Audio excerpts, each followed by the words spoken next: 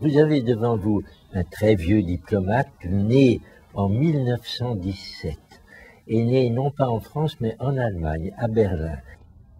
L'AFTAM, dès le début, a voulu être une amicale dans laquelle les immigrés eux-mêmes, bénéficiaires des services de l'AFTAM, et ceux qui les encadraient avaient des relations culturelles, amicales.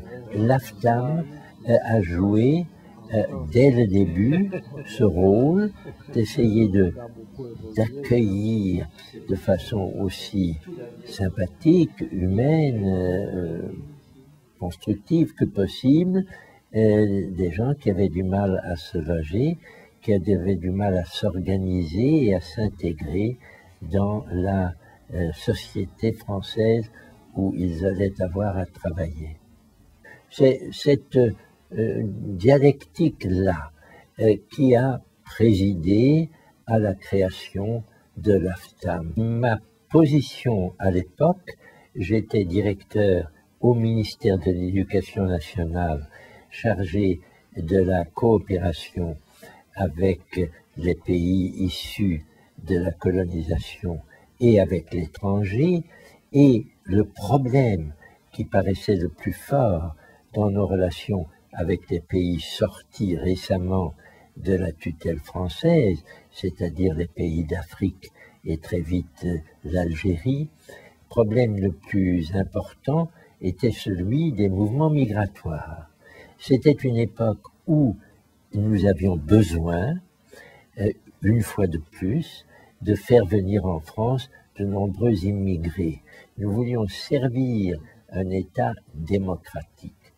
Démocratique signifiait pour nous non pas simplement des institutions avec des élections, un président, une assemblée, ça signifiait autre chose, ça signifiait responsabilité citoyenne. C'était les citoyens qui devaient être à l'origine du pouvoir, un pouvoir qui ne s'appuyait pas sur le consentement des citoyens. Pour nous, ce n'était pas un État démocratique, et toutes les formes de fascisme et de totalitarisme nous étaient par conséquent odieuses.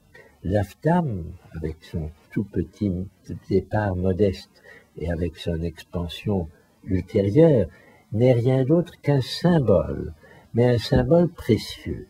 Il y a une façon d'accueillir ceux qui décident de trouver une partie de leur vie de travail hors de chez eux. Tout cela, c'est une manière de voir le mouvement migratoire comme une richesse à la fois pour le pays d'origine et pour le pays d'accueil, et c'est là-dessus, je veux dire, que j'ai inscrit une partie de mon action depuis les années 60 et jusqu'à aujourd'hui, et à travers d'autres moments importants de ma carrière et de ma vie humaine, c'est là que je vois quelque chose à accomplir dont nous aurons de plus en plus besoin.